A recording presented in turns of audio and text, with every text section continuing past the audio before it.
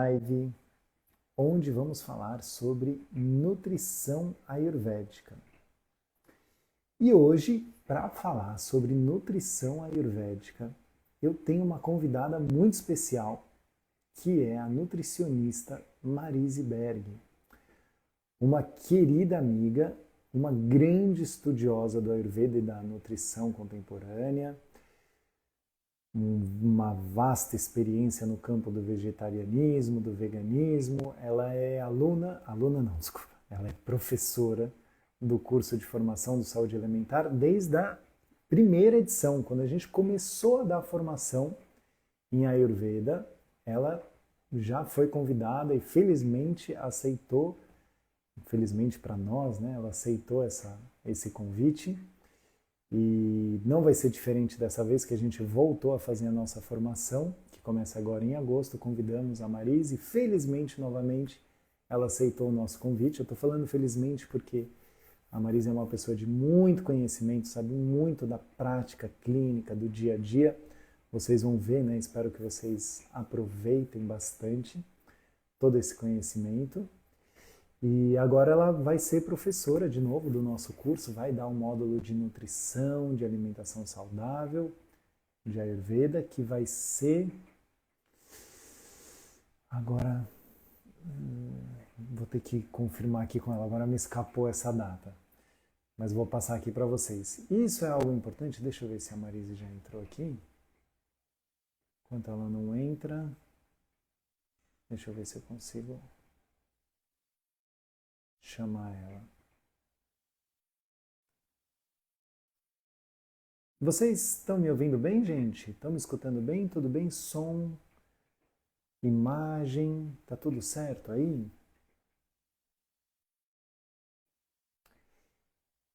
Então, eu vou confirmar com a Marise a data do final de semana que ela dá aula. Por que é legal vocês saberem os finais de semana, né, de cada módulo que tem no curso de formação? Porque para quem já tem um conhecimento de Ayurveda, quem já tem a base, vocês podem vir fazer os módulos avulsos. Pode vir fazer o módulo só de nutrição, o módulo de Kaya Chikitsa, que vai ser com o Matheus, né, do Matheus Vida Veda. A gente tem professores convidados incríveis. O Edson Osório vai dar diagnóstico. Então, se você já tem uma boa base de Ayurveda, você pode escolher um módulo ou outro. Ah, não, quero estudar só nutrição com a Marise. Vem, eu acho que vai ser em fevereiro o módulo com ela. Então, deixa eu ver, onde está você, Marise? Deixa eu ver se eu te acho aqui. Só um minuto, pessoal.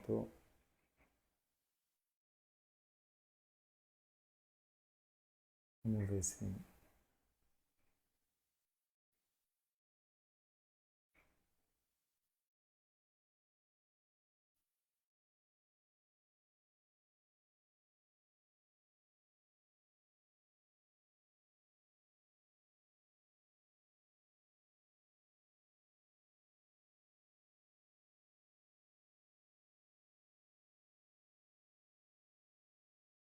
Entrou, ótimo.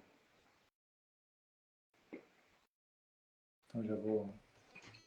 Muito Oi. bem. Deixa eu me ajeitar aqui para não cortar a cabeça. Pronto. Bem-vinda. Que alegria! Obrigada por esse convite. Um prazer. Tudo bem, Marise? Que bom te ver. Quanto tempo que eu não te vejo?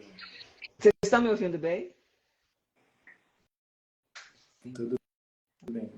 Tudo ótimo. Que alegria por esse convite. Obrigada mais uma vez. Ah, sempre uma honra. Essa professora... Bom, pessoal, vocês veem assim que eu sou um pouco fã, né, da Marise, como vocês podem ver pela apresentação que eu faço dela, mas é porque eu sou mesmo, né? E eu não tenho vergonha. Quando eu gosto mesmo, assim, eu não tenho vergonha nenhuma de falar, de elogiar, porque eu gosto muito mesmo do trabalho. O trabalho da Marise é incrível. Tem um livro novo aí na área que eu estou sabendo que eu ainda não tenho. Estou querendo muito esse livro de nutrição ayurvédica. Já essa é a minha ambição, a atual ambição. Querida, conta um pouquinho de você, da sua trajetória, só para o pessoal te conhecer, assim, saber, né, qual que é o seu percurso. da onde você veio. Tá bom. Então, primeiro, obrigada a presença de todo mundo que está aqui, quem vai assistir depois também, obrigado pelo convite. Eu também retribuo, também sou muito fã do Andrés, desse casal, a gente já, algumas vezes, né, já tive dando aula no curso de vocês, e é sempre uma alegria, assim, porque quando eu chego, a turma já está super harmoniosa, todo mundo no mesmo ritmo, é uma delícia dar aula quando o pessoal já está no clima, né? Então, é sempre uma alegria. Bom, eu tenho brincado, assim, até no livro, né? Esse é o meu novo livro, Ayurveda e Nutrição Plant-Based. O primeiro foi O Céu da Boca, esse é um livro específico de nutrição ayurvédica. E na minha apresentação do livro eu brinco que eu sou escutadeira, jardineira, cozinheira e educadora, e que o mercado chama isso de nutricionista.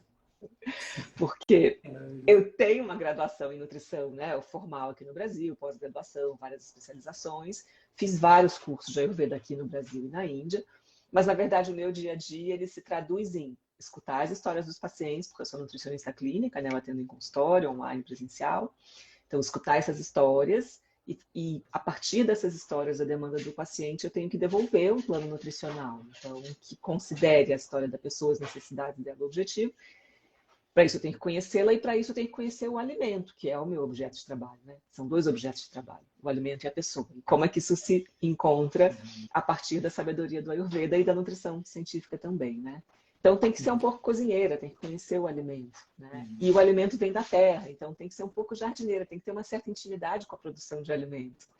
E, por fim, educadora, porque o trabalho nosso é um trabalho de educação, é um trabalho de longo prazo, um trabalho de conscientização, né? Meu jeito de trabalhar não é fazer o paciente ficar dependente de mim, tem que voltar todo mês para eu dar mais uma pílula e tal. Eu tenho algumas consultas que eu ensino a pessoa a raciocinar e fazer as escolhas dela de acordo com o que é bom para ela. Depois de alguns encontros, a pessoa tem que ter uma autonomia para fazer isso, né? É o que a gente chama de autocuidado apoiado. A pessoa se cuida se apoiando no meu conhecimento, mas ela vai seguir por ela o caminho dela. Então, e aí eu sempre esqueço de falar, mas eu sou escritora, né? Porque agora tem 2 livros publicados, eu tenho que falar que eu sou escritora também. Bravo, bravo, incrível. Livros, eu tenho o primeiro, né? E é um livro incrível. A gente tem aqui na cozinha, que é um livro maravilhoso. Estou ansioso por esse segundo agora. Que legal. Não fique ansioso, fique de prontidão. E o Assim que todo segundo, mundo fala. Fique de prontidão, mas não com ansiedade. Assim. maravilhoso. Esse segundo ele é Ayurveda e como que é o título dele? Ayurveda e nutrição plant-based. Ah, que legal. Por quê? Né? Assim, então, eu tenho essa graduação, eu estudei Ayurveda em 2007, eu comecei no Ayurveda em 2007, né? E desde aquela época, quando eu fui para a Índia, a primeira vez, eu ficava louca, porque eu ainda não era nutricionista. Então, eu fiz primeiro Ayurveda, depois eu fiz a graduação, né? Eu fiz todo o trabalho, a formação de Ayurveda aqui no Brasil, que foram 2 anos, eu fui para a Índia algumas vezes, e aí eu comecei a trabalhar como terapeuta. E nesse tempo, muito com as terapias corporais, com as massagens, mas também com a alimentação. E aí eu rapidamente entendi que o meu caminho era com a alimentação e eu fui fazer a graduação. E aí, quando eu fui para a Índia, eu não era nutricionista ainda. Então eu ficava enlouquecida tentando anotar tudo que os mestres falavam, porque ensino na Índia, a tradição era via oral, né? Antes deles começarem a usar PowerPoint, antes de usar as mídias sociais, era via oral. Eles falavam e você anotava.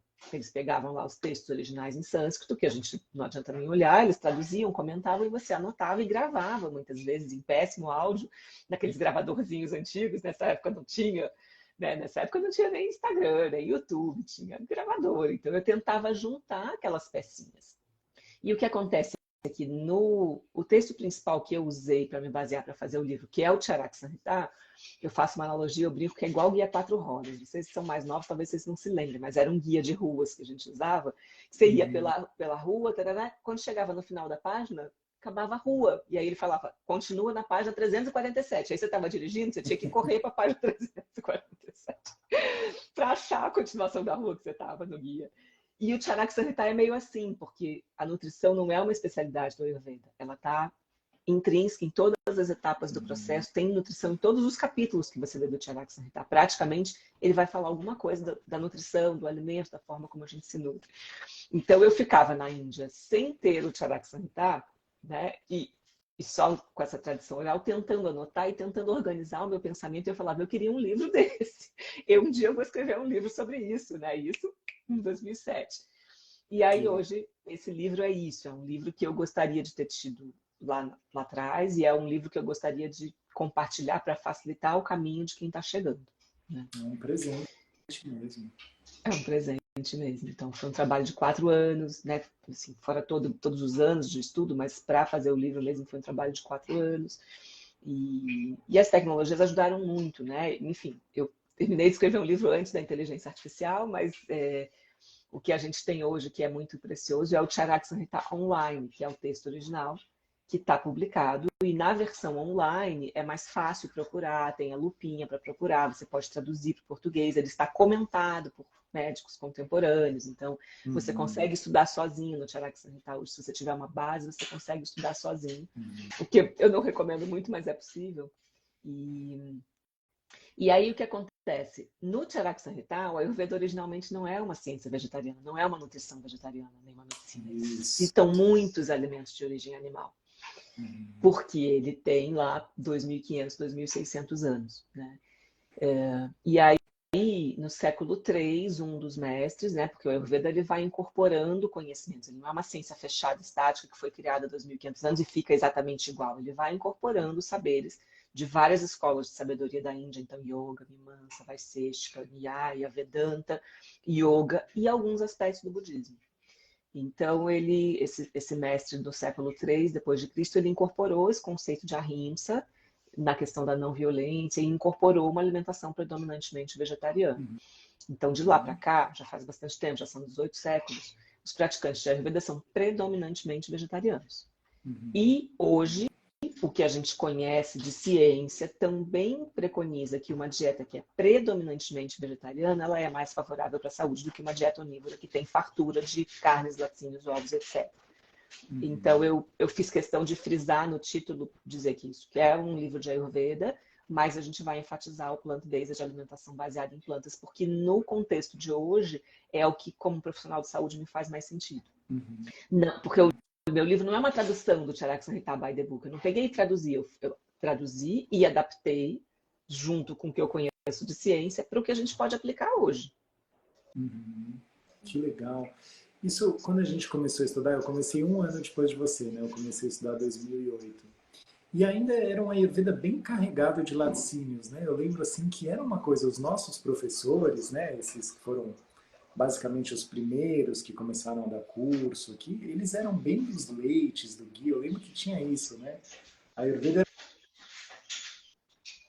Opa, tá me ouvindo? Falhou, mas está voltando. Tudo bem? Tudo bem. Não, está falhando. Teve uma interferência aqui do microfone. Então a gente teve isso muito assim do leite quente com especiarias, do ghee, uma coisa assim, né, do queijo, nos lanches, o pão de queijo. Isso porque tem muito descrito, eu acho que vem de uma coisa clássica do Ayurveda, né, do leite medicado para aumentar ojas. Como que você fez essa transição para uma alimentação plant-based? Assim, qual que seria o alimento para aumentar ojas? O que você vê que é essa relação contemporânea? Porque a gente sabe que hoje tomar um copo de leite não vai te aumentar ojas, né? Vai aumentar muco e um monte de alergia no seu corpo, provavelmente. Mas o que você sugere assim como um alimento nutritivo, ayurvedicamente falando? Bom, no livro eu adaptei uma pirâmide, né, com uma alimentação que na base você tem a comensalidade, então a prática de meditação, prática de atividade física, o cuidado com a cadeia produtiva, né, esse cuidado com a origem do alimento e a forma como a gente se alimenta. Daí para cima a gente vai ter frutas, legumes e verduras, os grãos de cereais, os grãos das leguminosas em bastante abundância. Aí tem sementes, né, castanhas, nozes, tal, tem as algas, cogumelos. Lá em cima, no topo da pirâmide, tem os óleos, as especiarias que a gente vai consumir bastante, mas comparado em termos de quantidade, né, é menos quantidade do que a base. E lá no topo, os laticínios e ovos. Eu não fiz um livro vegano, eu fiz um livro plant-based, predominantemente vegetariano.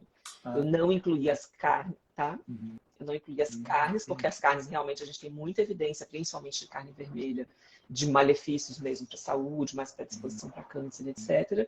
Mas eu usei um relatório que chama Eat Lancet, que é um relatório encabeçado pelo Walter Willett, que é um pesquisador de Harvard, e eles fizeram um estudo mostrando qual seria a quantidade possível de consumo de alimentos de origem animal que não fizesse tão mal para a nossa saúde e que fosse possível do ponto de vista ambiental.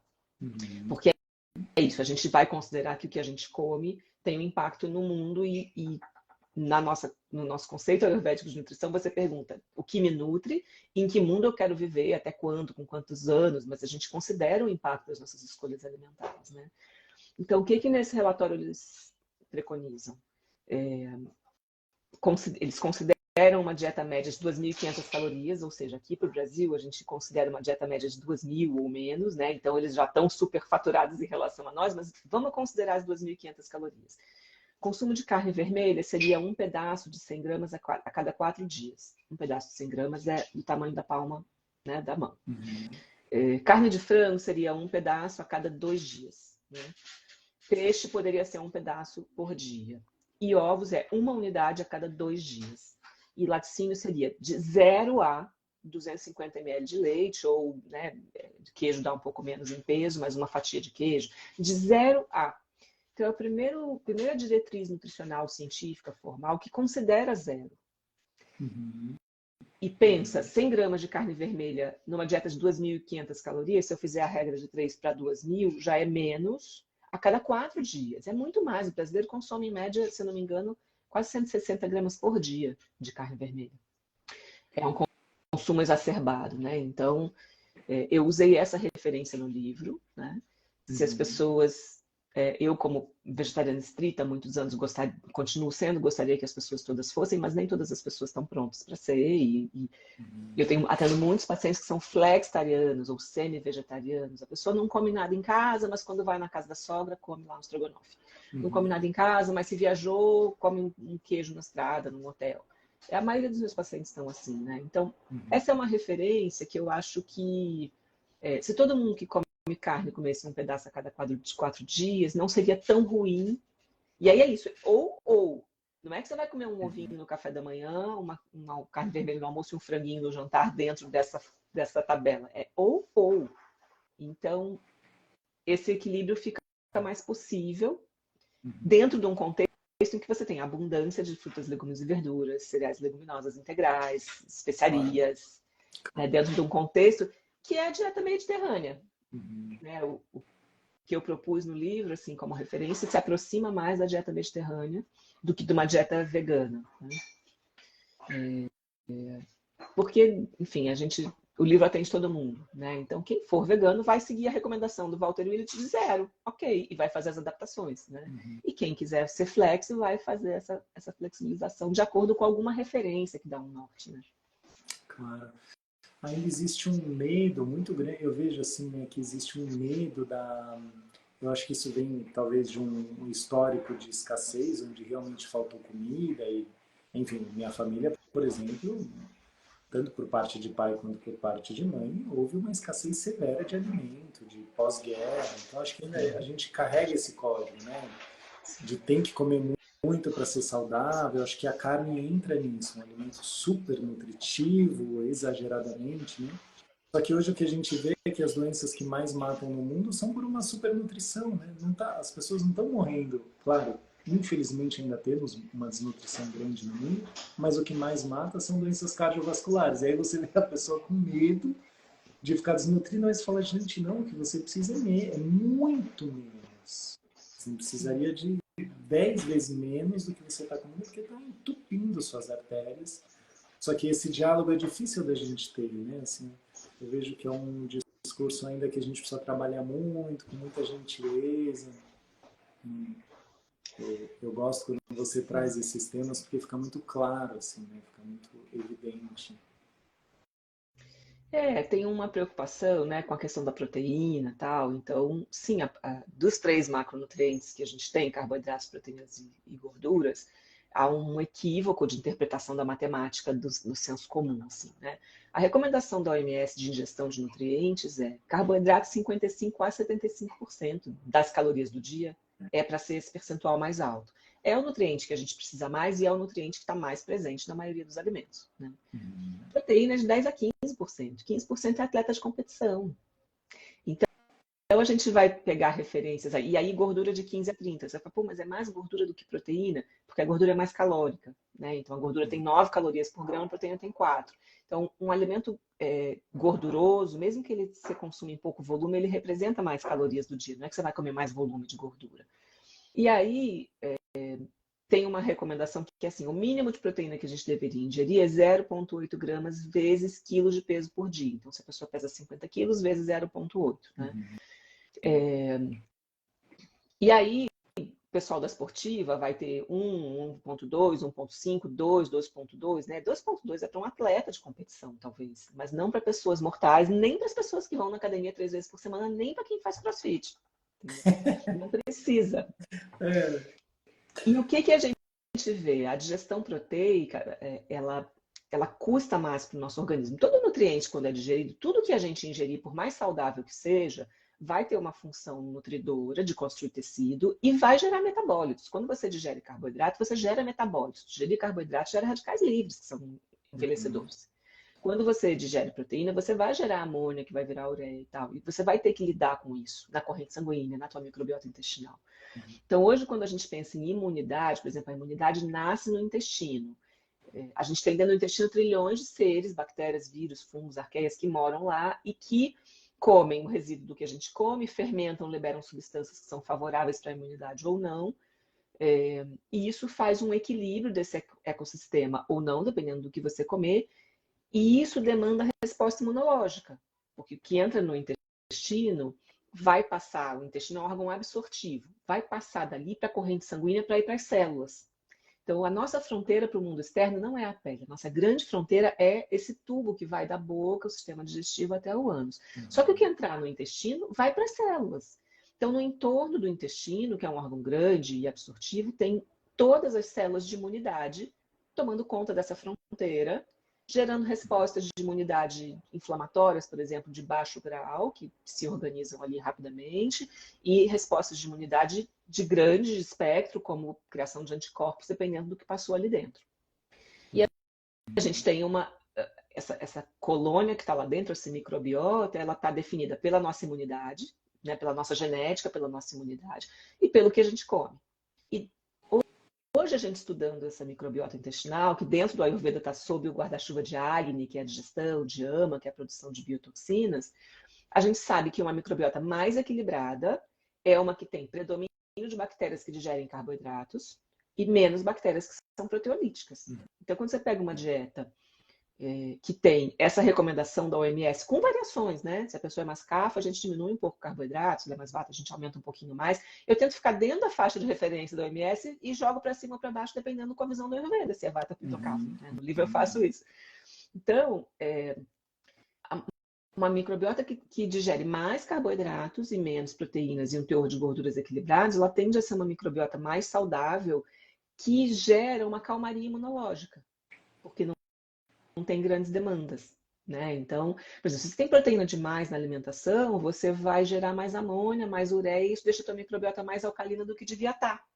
E mais alcalina do que ela devia estar, as bactérias não conseguem funcionar bem. Você começa a criar uma desbiose por excesso de proteína na alimentação. Fora o colesterol, fora a gordura saturada, que alimenta ali as bactérias negativas e que essas bactérias, além dos metabólitos que elas liberam quando elas estão vivas, que podem ser bons ou não, parte da estrutura do corpinho delas, né, quando são bactérias proteolíticas, elas liberam LPS, que é uma substância inflamatória e tem receptor para LPS em todos os órgãos.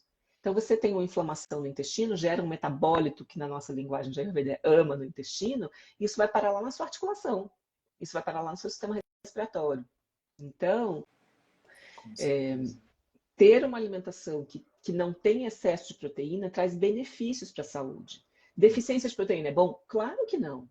Mas excesso não é bom, não é inócuo. Ah, então eu vou tomar um whey protein por precaução, um colágeno por precaução. Isso não é inócuo, isso pode trazer malefício. E tudo tem proteína. Se você comer banana, tem proteína. Se você comer morango, tem proteína. Se você comer couve, tem proteína. Ah, nada tem tanta proteína quanto a carne? Nada. Esse mísero pedacinho de carne que você vai comer vai ter 23, 24 gramas de proteína. Nada no reino vegetal tem tanta proteína quanto a carne. Mas, se você for um paleolítico, daqueles que morrem aos 30 anos, de pisada de elefante, você não tinha alimento à disposição. Não tinha agricultura no período paleolítico. Então, você tinha raízes, que eram suas fontes de carboidrato, algumas folhas, eventualmente uma frutinha ou outra, e matava bicho para comer. Era o que tinha. E você acha que é fácil matar bicho todo dia para comer? Claro, claro. Tem dia que você não conseguia caçar. Então, você precisava de uma alta densidade energética, proteica de gordura, porque a comida ia ser escassa. Então, provavelmente você ia comer aquela carne num dia, só ia comer 2, 3 dias depois. Se ia, né? Se ia. Então, você precisava de uma alta densidade energética, muita gordura com calorias, para você poder estocar muita proteína, e o carboidrato você ia se virando ali. Com certeza. Mas esse não Tem é o uma... nosso cenário Posso... hoje. Teve uma pessoa que fez uma pergunta muito interessante aqui, sobre aminoácidos essenciais. Olá, posso perguntar sobre proteína ser estrutural? Como conseguir um mix de aminoácidos essenciais sem proteína animal? Eu acho que é uma pergunta muito válida, né? O que acontece, o que é o aminoácido? É a unidade de medida, é o monobloco que quando se junta em cadeias forma uma proteína. A proteína é uma estrutura grande formada por vários aminoácidos. Existem 20 tipos de aminoácidos, alguns deles são essenciais, nosso corpo não produz, tem que vir da alimentação. E a carne tem, em princípio, todos os aminoácidos essenciais, né? As carnes, os alimentos de origem animal, então você consegue tudo numa porção só. Mas não existe nenhum aminoácido nas carnes que não exista no reino vegetal. Então, tá bom. Se você comparar a carne com arroz só, se você for só comer carne ou só arroz, você vai ter algum aminoácido limitante ali no arroz, mas você não vai comer só arroz, a menos que você esteja doida, né? Você vai comer arroz, vai comer feijão, vai comer legumes, vai comer fruta, vai comer cereal, vai tomar um açaí, vai... E aí todos esses aminoácidos estão em abundância no reino vegetal. Não há... Se a pessoa consumir o número de calorias que ela precisa consumir, que é muito individual, de variedade dos grupos de alimentos, não há possibilidade dela não ter os aminoácidos essenciais que ela precisa. E aí o corpo, ela vai ingerir, o intestino vai desmontar, o corpo vai remontar e vai fazer as proteínas estruturais dele. Então não é necessário você comer carne para isso. Isso é um conceito até meio antigo que já meio que caiu por terra, porque a gente entende que uma alimentação inclui 2, 3 refeições por dia, vários grupos de alimentos, como é preconizado no Guia Alimentar da População Brasileira, e os aminoácidos estão todos lá.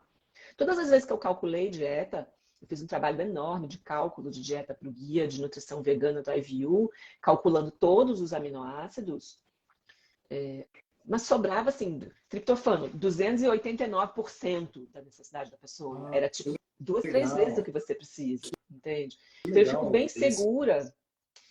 Agora, se a pessoa só come arroz branco, batata, queijo vegano de batata, leite vegetal de arroz, aí ela vai faltar. Então, depende do que... Eu estou falando de alimento, dos grupos de alimentos, grãos integrais, legumes, verduras, frutas. Aí você vai ter tudo o que você precisa. Quando você for para o industrializado, aí pode ser que falte. Claro, com certeza. Não estamos falando uma alimentação vegetariana junk, né? Essas que agora as pessoas ficam comprando hambúrguer vegano. Você lê o rótulo, dá até um arrepio, né? Porque tem alguns que são horrorosos, assim. Não compra. Então, por que me questionaram outro dia, por que eu botei o termo plant-based em inglês, não botei vegetarianismo? Porque quando eu fiquei vegetariana em 2006, se você optasse por ser vegetariano, você obrigatoriamente era saudável. Você tinha que cozinhar. Não tinha leite vegetal para você comprar no mercado, não tinha hambúrguer vegano para você comprar no mercado, você tinha que fazer. Hoje não. Hoje tem uma indústria de produtos ultraprocessados veganos, cheios de selos bonitos, inclusive da SVB, que é a Sociedade Vegetariana Brasileira, que diz que aquilo é vegano. Mas, eventualmente, aquilo pode ser refinado, destituído de fibras e de nutrientes, aquilo pode ter excesso de gordura saturada de origem vegetal, sim. Aquilo pode estar completamente desequilibrado em termos de carboidratos, proteínas e gorduras, aquilo pode ter um monte de aditivos químicos, e não é incomum pegar esses produtos hoje em dia. Então, começou a se usar o termo plant-based para dizer que é uma alimentação integral, baseada em alimentos e não em produtos, e que ela é variada. Mas hoje, quando a pessoa fala eu sou vegano, eu sou vegetariano. Você sabe o que ela não come, você não sabe o que ela come. A gente tem que perguntar o que ela come, né? Uhum, uhum. É o meu Nossa, trabalho de isso é escutadeira, de importante. perguntadeira. Claro, claro. Não, super importante, né? A gente precisa ficar muito atento nisso. Porque, afinal de contas, queremos a saúde do mundo, mas a saúde do indivíduo junto com isso, né? Não queremos pessoas desnutridas comendo hambúrguer ultra industrializado, leites que muitas vezes, né, são leites vegetais, mas não são muito bons. A gente vê que tem uns muito bons, né? Tem uns que são muito legais, assim, que eu Sim, gosto, tem uma quantidade boa de cálcio, mas outros que você fala, nossa senhora, gente, tem mais coisa nesse leite aqui do que sei lá, sim. num mercado inteiro. Mas muito legal. E aí tem uma pergunta, assim, que eu até, ó, gente, vou abrir aqui para vocês. Ontem eu falei, não, sobre desparasitação, não se preocupem, eu vou perguntar para a Marise que ela vai, mas porque eu estava curioso, né? Nem perguntei para a Marise se eu podia perguntar para ela, aí tomei uma bronca, falei, como que você faz isso sem me falar?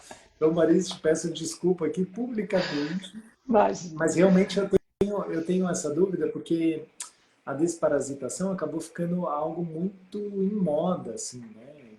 Hoje em dia é uma coisa, virou uma grande, assim, não, tem que desparasitar. Eu vejo as pessoas tomando remédios fortes a cada 4, 5 meses. Isso, segundo a Ayurveda, pelo menos na minha concepção, não é algo muito saudável, né? Principalmente se não for necessário, se a pessoa estiver fazendo isso como um preventivo, e aí pode ter efeitos nocivos. Mas de uma forma natural, qual que seria a sua vertente? Né? Eu sei que no Ayurveda a gente trata isso, né, como Krimi Roga, e existem plantas muito boas, mas você tem alguma visão específica sobre desparasitação? Eu tenho, Andrés, assim, bom, nesse mundo da nutrição hoje a gente nunca tem uma posição que seja uma verdade absoluta, né? Mas assim, eu estudo bastante microbiota, porque inclusive no livro tem um capítulo só de digestão bem detalhado e um capítulo só de AMA, que são biotoxinas, bem detalhado, porque esse é o grande diferencial do Ayurveda na parte da nutrição, é entender que a nutrição não é só o que você come, mas é como que isso chega nos tecidos, como é que você metaboliza isso e como que você excreta os dejetos. E isso na nutrição funcional hoje em dia, na nutrição mais moderna, desse século, desse milênio, é muito forte, porque a gente começou a fazer o sequenciamento genético das células dos humanos e, em paralelo, começou a fazer sequenciamento genético das bactérias que nos habitam no intestino, e isso ampliou muito o nosso olhar para essa comunidade que é a microbiota intestinal. E essa comunidade é um órgão que não tem um formato, mas ele é um órgão porque é tanto bicho que tem lá dentro, fazendo tanta coisa legal ou não, dependendo do estímulo que você dá, que isso, se isso não for considerado na saúde, você não consegue fazer nada. E o Ayurveda sempre falou isso. A gente sempre teve esse conceito de Agni e Ama. Se você digerir bem, você come pedra, digere e faz o que tem que fazer. Se você digerir mal, você vai gerar biotoxinas e isso vai intoxicar o seu corpo. E a gente trabalha com os processos de detox por causa disso. Quando eu comecei a estudar, isso era papo de natureba charlatão, detox. O corpo faz detox, o fígado faz detox, o rim faz detox, não precisa fazer detox. O corpo faz, não tem evidência científica que isso intoxica. Hoje, com os estudos de quais bactérias a gente tem lá dentro, quais seres a gente tem lá dentro, que metabólitos elas eliminam, que impactos esses metabólitos têm sistêmicos, a gente consegue provar que o que o Ayurveda estava falando era isso. E é isso que eu pus nesse capítulo do livro. Então, o que acontece? Dentro do nosso organismo tem bactérias, vírus, arqueias, que é um outro tipo de ser, fungos e às vezes parasitas. E como eu falei antes, a nossa imunidade nasce no intestino, porque é a nossa fronteira. Você tem ali a imunidade inata, são aquelas células que aparecem no exame de sangue, né? Leucócitos, linfócitos, neutrófilos, eosinófilos, tal, células dendríticas, né? E tem os anticorpos também, que a gente pode formar numa imunidade mais adquirida em contato com alguns seres. A presença desses seres no intestino não tem só ser bonzinho lá dentro. Tem as bactérias boas e as bactérias negativas e os seres negativos, eles têm função positiva. De quê? Treinar o sistema imune. Eles liberam substâncias, ou a própria presença do cisto ou do bicho, ou eles liberam substâncias que demandam resposta imunológica. E se essa resposta, se esse estímulo não for muito intenso, se essa resposta for crônica, de baixo grau, isso pode trazer benefícios para a pessoa. De treinamento de uma tolerância imunológica que é benéfica na prevenção de alergias, doenças autoimunes. Então, tem uma diferença muito grande entre patogenicidade e comensalidade. Patogenicidade é assim, é um bicho que entrou em você e causou uma doença. Ponto. Entrou um vírus, você pegou uma puta gripe, está doente. Entrou um parasito, você não conseguiu matar, ele virou uma lombriga, causou uma desgraça, você ficou todo zoado, isso é uma doença, isso é patogenicidade. Isso tem que tratar com remédio, vamos lá. E existe esse processo de comensalidade, que é isso, o bicho está lá, mas ele está autorregulado, porque a própria comunidade gera defensinas que mantém ele sob controle, ele dá uma incomodadinha, a imunidade fica mais alerta e está tudo certo. E você vai passar a vida inteira com aquele troço lá. Hoje tem uma coisa que está na moda também, só fazer um parênteses, que é transplante fecal. Você tira as fezes de uma pessoa saudável e transfere para uma pessoa que está doente com uma doença, por exemplo, doença inflamatória intestinal refratária a qualquer tratamento. Já tentou tudo, não conseguiu. Você tira a microbiota de uma pessoa saudável e põe na outra. O que pode acontecer? Essa pessoa está super saudável e tinha lá 3 Escherichia coli dentro do ambiente dela. Para ela estava tudo certo. Se passar essas 3 para o outro cara morre desse troço. Porque naquele corpo aquilo estava autorregulado. No outro corpo eu já não sei. Ela é uma bactéria patobionte, ela tem potencial de ficar quietinha, ela tem potencial de infestar e fazer uma doença. Então, assim, você vai considerar que a pessoa está infectada se você tiver um exame positivo, se você tiver sintoma. Pode acontecer dela não ter sintoma? Pode. Nesse caso, que essa resposta pode ser positiva? Pode. Tem um lado negativo, o potencial também tem. A pessoa pode não ter sintoma, estar adaptada, mas ela transmite esse bicho para outra pessoa e a outra pessoa tem sintoma e fica mal. Também é um aspecto negativo, né? Seria, assim, motivos para desparasitar. Se a pessoa tem sintomas, se isso está fazendo mal para ela, né? Os parasitas estão lá, eles podem estar roubando nutrientes, a pessoa vai ter uma anemia, vai ter deficiência de outros nutrientes, vai ter uma inflamação, vai ter dor, distensão, vômito, diarreia, tontura, coceira. A pessoa pode ter muitos sintomas, e aí tem que desparasitar. Mas desparasitação geral, profilática para geral, onde isso é útil? Na África. Você não vai ter acesso, você não vai poder fazer um exame, você não vai poder tratar se aquela pessoa for infectada. Então, profilaticamente, você desparasita geral, porque essa escolha tem um custo-benefício melhor do que deixar correr solto. No interior do Ceará, não sei aonde, uma comunidade carente que não vai ter acesso, né? Você desparasita geral. Né? Mas para nosso público, que é classe A, classe B, até classe C, assim, nosso público não é meu de consultório, imagino que o seu também, não é uma população carente nesse nível, que você não tenha recursos para avaliar.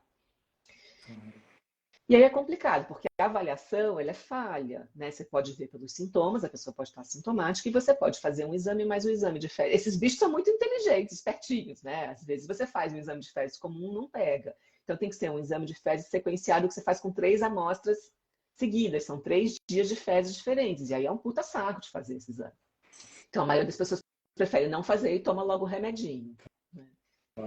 Tem um outro exame, que é o que eu gosto mais, que é o coprológico fecal, que é um exame incrível, que eu peço bastante. Esse sequenciado de 3 dias eu não peço, porque o exame parasitológico é assunto de médico. Só o médico pode pedir, Nutri não pode. Né? Então eu encaminho para o médico pedir.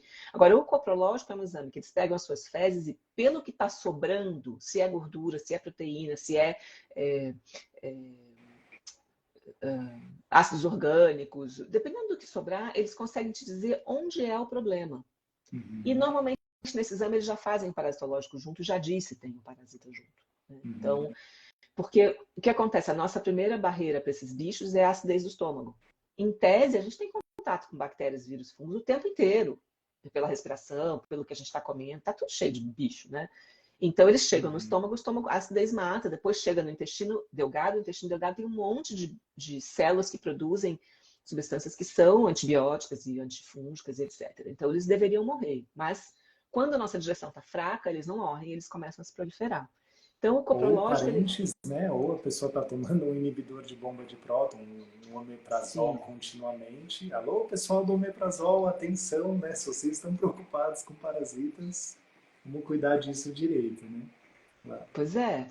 Então, se a pessoa está com vermes, fez o exame, desparasitou, daqui a 6 meses está de novo, por que está de novo? Os sistemas naturais dela estão falhando. Ela não está infectada porque ela teve contato com o verme, ela está infectada porque ela não conseguiu, a imunidade dela não conseguiu dar conta de matar esse bicho. Porque faltava acidez, porque faltam enzimas, porque faltam essas defensinas, porque ela está com desbióticos.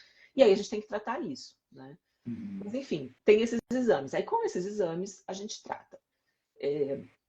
A gente não tem, e foi muito curioso, porque no fim de semana eu fui num congresso aqui em São Paulo de nutrição funcional integrativa e teve uma aula maravilhosa sobre desparasitação. E o que acontece? A gente não tem estudos robustos em humanos que comprovem eficácia de fitoterápico para erradicar quando a parasitose está instalada. O que a gente tem? Muitos estudos em modelos animais e in vitro, com um bom potencial dessas ervas para controlar e erradicar esses parasitas. Mas a gente não tem bons estudos em humanos. Então, a gente pode usar? Pode. Mas é garantido que vai funcionar? Não. Em geral, o medicamento alopático, em geral, é mais garantido. Porque eu já vi várias vezes a pessoa tomar o remédio e depois voltar, porque a digestão dela não foi tratada e ela volta a se reinfestar. Ou ela tomou, mas o marido não tomou, ela volta a ter contato e volta a reinfestar, né? A medicação, a gente tem mais estudos que mostram eficiência, né? E na prática me parecem mais eficientes, tá? Então, assim, tem muita gente na internet vendendo esses protocolos, eles são caros, são ervas difíceis de achar às vezes, né? Qual é a minha escolha? Eu já fui da turma que achava que tinha que tomar um vermífugo uma vez por ano, porque a gente é vegetariano, come muita folha, eu saio pela horta comendo coisa sem lavar, nananã. Já tive verme algumas vezes, porque eu tenho uma baixa produção de ácido no estômago, tenho uma hipocloridria crônica, que eu trato, né? Então, eu já fui de achar. Hoje eu não acho mais. Depois que a gente vai estudando, eu não acho mais, né? E são informações novas, né? Essa coisa de sequenciamento genético de microbiota é muito recente. Então, não é que o cara que há 15 anos falava, eu há 10 anos falava, desparasita profilaticamente é porque eu estava errado, porque não tinha informação. Claro. Né? Claro. Com a informação que tinha naquela época era o que a gente fazia. Hoje eu não acho mais, né? Então, o que eu escolho fazer? Se a pessoa tem sintoma, a gente faz o exame, ou eu peço escopológico, ou encaminho para o médico. Se tiver infestada, tem que tratar, então aí eu sugiro tratar com medicamento mesmo, albendazol, esses Anita. Anita eu não gosto muito, eu prefiro os mais antiguinhos, assim, eu acho que ela tem muito efeito colateral e nem sempre funciona, mas é a minha visão da minha amostra viciada, assim. E aí a gente vai, com a alimentação, nutrir essa pessoa, melhorar o acne dela, melhorar a acidez dela, melhorar a produção de enzimas. Por exemplo, para produzir ácido no estômago, precisa ter acetilcolina. A acetilcolina produz de noite. Se a pessoa não dormir, ela não vai ter ácido no estômago, não vai digerir bem. Então, tem que ajustar o estilo de vida da pessoa, tem que ajustar, né? Aí, com fitoterápicos e suplementos, a gente ajusta, melhora o acne, a potência digestiva. Aí, com alimentação adequada, rica em fibras, predominantemente vegetariana, cheia de especiarias que tem ação fungicida, bactericida e antiparasitária, a gente vai melhorando esse ambiente e aí ela consegue organizando toda a microbiota e toda a digestão, a imunidade dela vai dar conta dela não se infestar de novo. Aí a gente pode usar alho, orégano, né? Pode usar como tempero, como chá, como alimento e como cápsula. Então a gente tem as que tem assim mais ação para parasitas: alho, orégano, cravo, gengibre, cúrcuma. O óleo de coco pode ter uma ação interessante, o óleo do orégano, romã, né? Pode ser o chá da casca, pode ser a fruta, tem uma ação interessante. Esqueci de alguém. Mamão, a semente do mamão. Agora, quem quer comer semente de mamão todo dia? Claro. É ruim para dedéu. Você quer comer o mamão, mas a semente não, né? Mas a semente de abóbora dá para comer todo dia. E é um alimento que tem uma ação antiparasitária significativa. Né? Então, tem o dá pra gente... né? O bringarage é uma planta incrível também para crime, para os... Para desparasitar? Aqui eu conheço que é mais tradicional, chama vidanga, que é Embellia ribes, que é um antiparasitário, né, mais conhecido. Mas é assim, são 30 dias de fitoterápico, né, com uma dosagem alta. A gente, até onde eu sei, não tem aqui no Brasil, teria que importar e tal. Então, não é tão simples. Então. Então, e aqui no Brasil eu anotei umas, né? A Artemisia usada, a noz de nogueira preta, a genciana e o pau d'arco. Mas eu não tenho experiência com essas ervas. Eu não posso dizer que funciona nem que não funciona. Agora, ter uma microbiota equilibrada, sem excesso de proteína, sem deficiência de nenhum nutriente. Deficiência de carboidrato também causa desbiose intestinal. Deficiência de carboidrato causa inflamação intestinal, porque as bactérias que estão mais abundantes, que são as bífidas, vão começar a buscar fontes alternativas de carboidrato, e uma dessas fontes é a própria mucosa do intestino. Então, se ela morrer, elas vão canibalizar o intestino da pessoa. Esse povo que faz low carb, que faz essas dietas com deficiência de carboidrato, né? Então, assim, não é raro me acontecer, é relativamente frequente. A pessoa vem com uma desbiose intestinal, já passou com o médico, já fez vários exames, já fez sequenciamento genético, já gastou uma fortuna de exame, suplemento, tá tomando glutamina, tá tomando MAMPs, tudo que tem de mais caro, e aí eu vou olhar o triglicérides dela tá 37, ou seja, uma injeção de carboidrato metade do que ela precisava. Não vai melhorar. Qual é o remédio dela? Mingau de aveia. Arroz branco. Nesse momento, arroz basmati branco. Então, também deficiência de carboidrato causa esse desequilíbrio, né? Porque é deficiência do sabor doce. Dentro do Ayurveda, a gente tem 6 sabores. Não se fala de macronutrientes em Ayurveda, fala de 6 sabores. E o sabor doce é o sabor base da alimentação. É onde a gente tem mais quantidade e variedade de alimentos.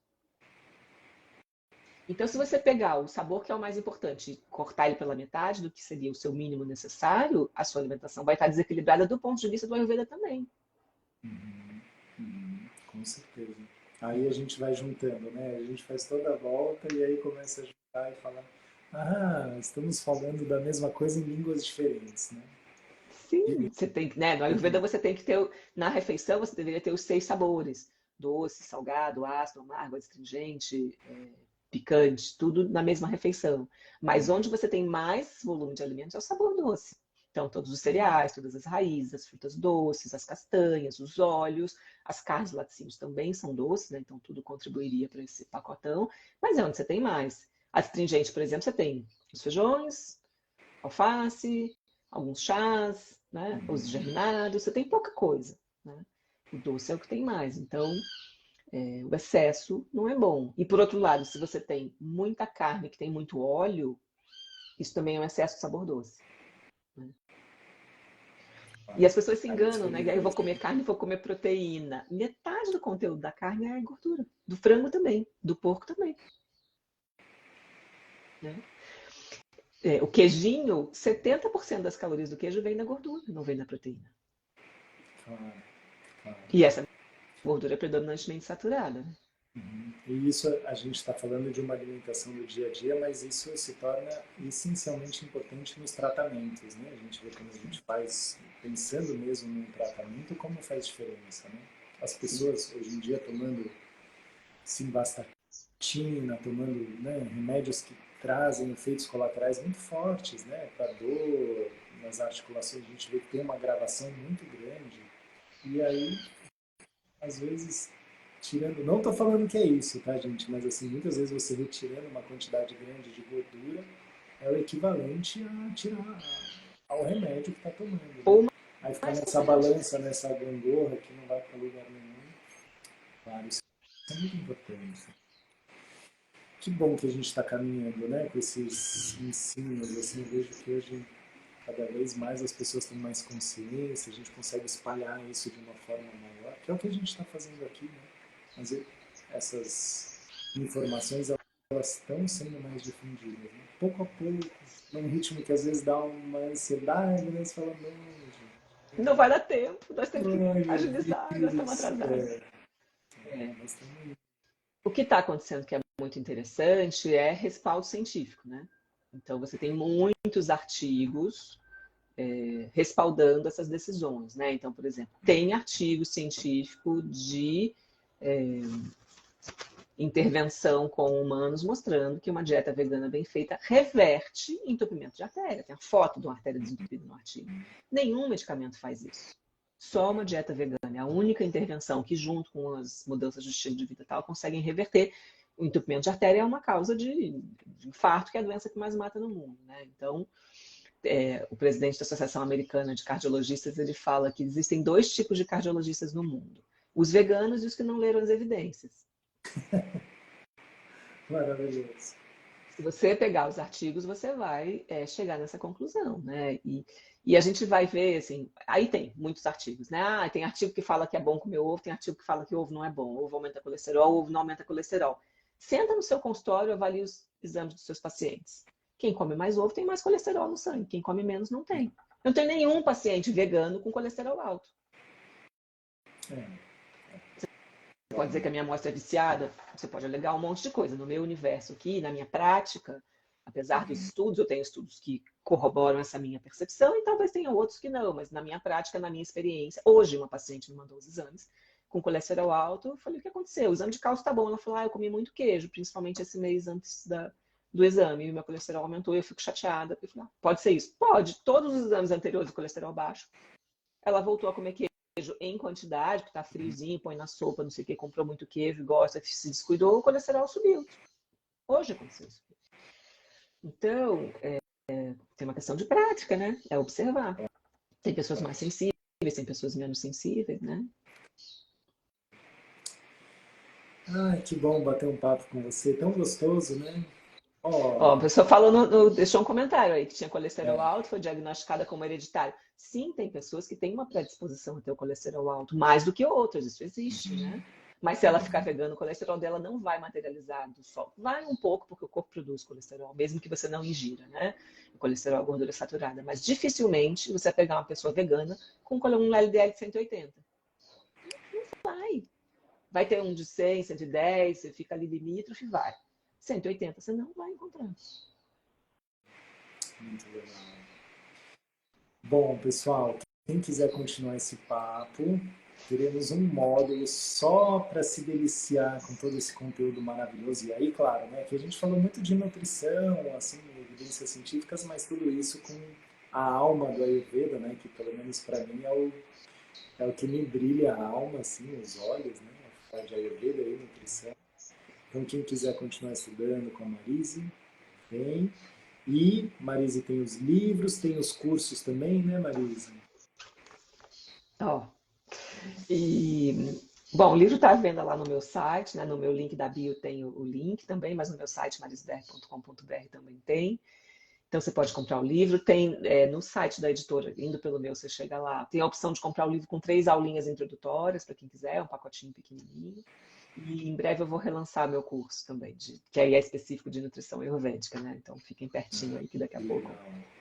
Mas eu também vou estar. Eu não sei quando vai ser a minha aula no seu curso aí. Eu também não lembro o módulo, tentei falar aqui, mas a gente vai postar, porque eu falei que tem a opção das pessoas virem só para o seu módulo. Quem já tem uma base de Ayurveda, né? Sim. Pode vir só estudar o seu módulo. Mas quem quiser estudar Ayurveda, estudar com pessoas incríveis, vem desde o começo que vale a pena. Marise, te agradeço, viu? A disposição, o conhecimento, sempre muito gostoso. Eu que agradeço pelo convite, todo mundo que está aí, todo mundo que chegou e saiu, todo mundo que está chegando agora, né? Vai ficar gravada a live? Vai ficar gravada. Vou deixar salvo aqui. Eu te marco lá se você quiser repostar.